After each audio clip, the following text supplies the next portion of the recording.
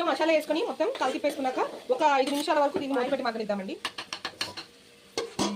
ఈ లోపు ఇట్లా ఫ్రైకి మసాలా వేగింది. దీనికి కూడా సేమ్ ప్రాసెస్, ఉప్పు కారం వేసి ఈ బ్రెయిన్ అప్పుడే వేయద్దు, కొంచెం పక్కన పెట్టుకోండి. సరిపడ్డ కారం, ఆయిల్ కూడా పైకి చూడండి. ఆయిల్ పైకి ఫ్లోట్ అవుతుంది కదా, మసాలా బాగా వేసినట్టు. అప్పుడే మనకు ఫ్లేవర్నెస్ తెలుస్తుంది. పచ్చిగా ఉంటే పచ్చి వాసన వస్తుంది, బాగోదంతగా.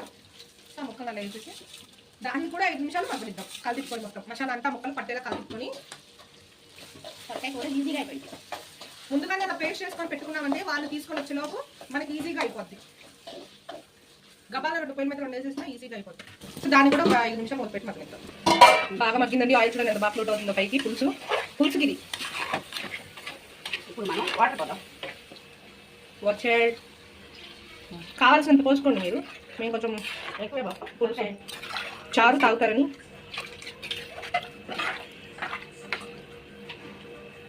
ఒక్కసారి ఉప్పు చూసుకోండి. కొంచెం పట్టింది మాకు.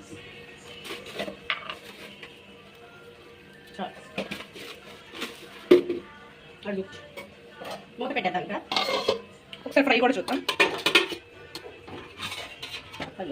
ఫ్రై కూడా నూనె పైకి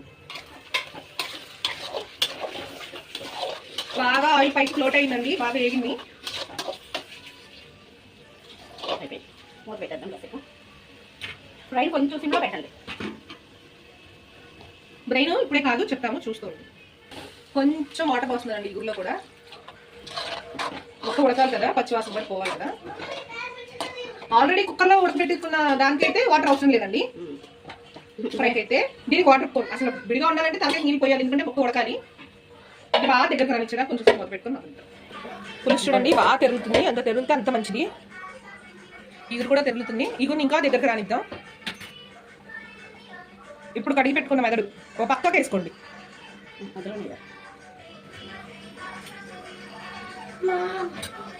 ఇక గరిటె పెట్టద్దు, మూత పెట్టేసి మగ్గనిచ్చేయండి.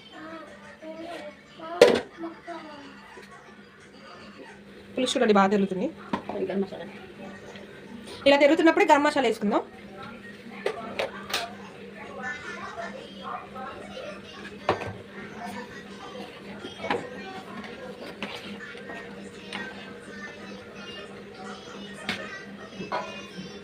మూత పెడదాం ఒక 10 నిమిషాలు.